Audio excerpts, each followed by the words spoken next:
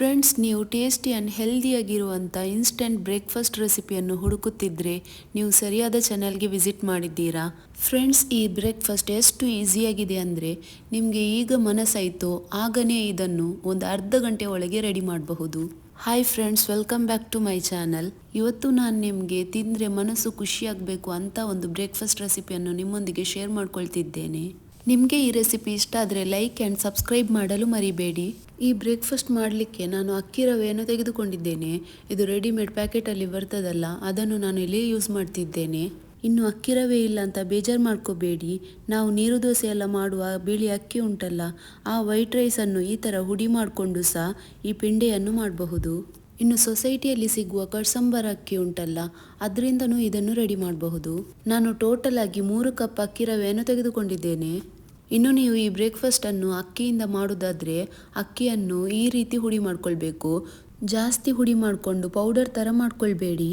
ಮೊದಲು ನಾವು ಈ ಅಕ್ಕಿ ರವೆಯನ್ನು ಒಂದು 2-3 ಸಲ ಚೆನ್ನಾಗಿ ನೀರಿನಿಂದ ತೊಳಿಬೇಕು. ಆಮೇಲೆ ಏನು ಮಾಡೋದಂತ ನೋಡುವ. ನಾನೊಂದು ಪಾತ್ರೆ ತೆಗೆದುಕೊಂಡಿದ್ದೇನೆ. ಈ ಪಾತ್ರೆಗೆ ನಾನು 3 ಕಪ್ ನೀರನ್ನು ಸೇರಿಸ್ಕೊಳ್ತಿದ್ದೇನೆ. 3 ಕಪ್ ಅಕ್ಕಿ ರವೆಗೆ 3 ಕಪ್ ನೀರನ್ನು ನಾನು ತೆಗೆದುಕೊಂಡಿದ್ದೇನೆ.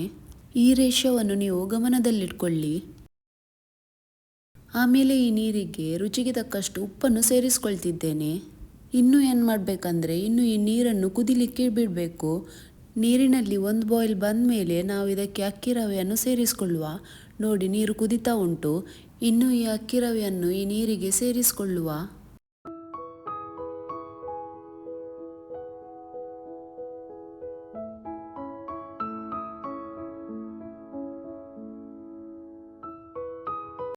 ಅಕ್ಕಿ ರವೆಯನ್ನು ಸೇರಿಸ್ಕೊಂಡಾದ್ಮೇಲೆ ಇನ್ನು ನಾವು ಇದನ್ನು ಕೈ ಬಿಡದೆ ಬೆರೆಸ್ಕೊಳ್ತಾ ಇರಬೇಕು.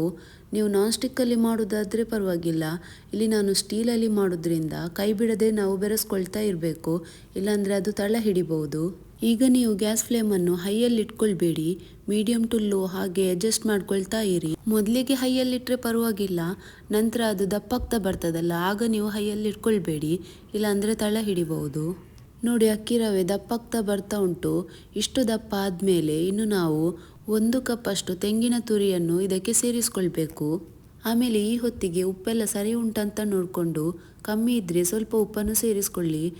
ನನಗೆ ಸ್ವಲ್ಪ ಉಪ್ಪು ಕಮ್ಮಿ ಇದ್ದಾಗೆ ಉಂಟು, ಅದಕ್ಕೆ ನಾನು ಸ್ವಲ್ಪ ಉಪ್ಪನ್ನು ಸೇರಿಸ್ಕೊಂಡಿದ್ದೇನೆ.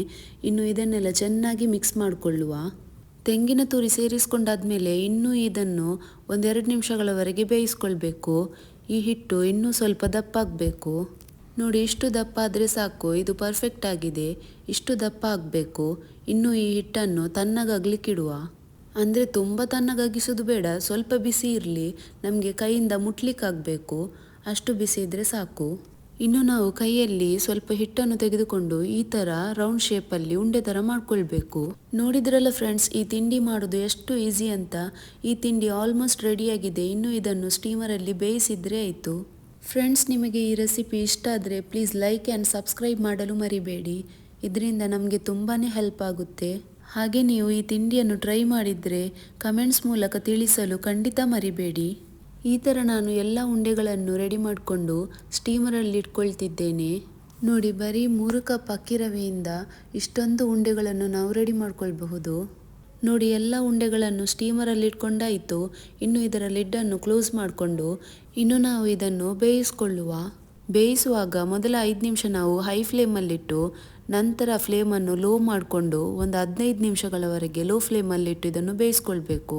ನೋಡಿ, ಟೋಟಲ್ ಆಗಿ 20 ನಿಮಿಷ ಆಗಿದೆ. ಇದು ಚೆನ್ನಾಗಿ ಬೆಂದಿದೆ. ಆಮೇಲೆ ಗ್ಯಾಸ್ ಫ್ಲೇಮನ್ನು ಆಫ್ ಮಾಡಿಕೊಂಡು ಒಂದು 2-3 ನಿಮಿಷ ಆದಮೇಲೆ ಇದನ್ನು ಬಿಸಿ ಬಿಸಿಯಾಗಿ ಸರ್ವ್ ಮಾಡಿ. ಫ್ರೆಂಡ್ಸ್, ನನಗಂತೂ ಈ ತಿಂಡಿ ತುಂಬಾ ಇಷ್ಟ. ನಿಮಗೂ ಇಷ್ಟ ಆಯಿತಾ ಅಂತ ಕಮೆಂಟ್ಸ್ ಮೂಲಕ ತಿಳಿಸಲು ಖಂಡಿತ ಮರಿಬೇಡಿ. ಬನ್ನಿ, ಈ ತಿಂಡಿಯನ್ನು ನಾನು ಪ್ಲೇಟಿಗೆ ಹಾಕೊಂಡು ತೋರಿಸ್ತೀನಿ. ನಮ್ಮ ಹೆಲ್ದಿ ಆ್ಯಂಡ್ ಟೇಸ್ಟಿಯಾಗಿರುವಂಥ ಹಾಗೆ ತಿಂದರೆ ಮನಸ್ಸು ಖುಷಿಯಾಗುವಂಥ ಬ್ರೇಕ್ಫಾಸ್ಟ್ ರೆಡಿಯಾಗಿದೆ.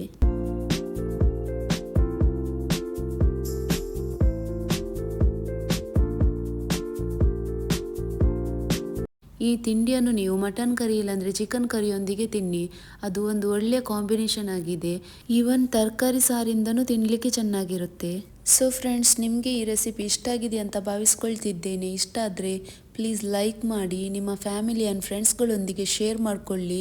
ಆಮೇಲೆ ನಮ್ಮ ಚಾನಲನ್ನು ಸಬ್ಸ್ಕ್ರೈಬ್ ಮಾಡುವ ಮೂಲಕ ಪ್ಲೀಸ್ ನಮಗೆ ಸಪೋರ್ಟ್ ಮಾಡಿ. ಹಾಗೆ ಪಕ್ಕದಲ್ಲಿರುವ ಬೆಲ್ಲೈಕನನ್ನು ಪ್ರೆಸ್ ಮಾಡ್ತಾ ಟೇಸ್ಟಿ ಆ್ಯಂಡ್ ಹೆಲ್ದಿಯಾಗಿರುವಂಥ ಬ್ರೇಕ್ಫಾಸ್ಟನ್ನು ಎಂಜಾಯ್ ಮಾಡಿಕೊಳ್ಳಿ.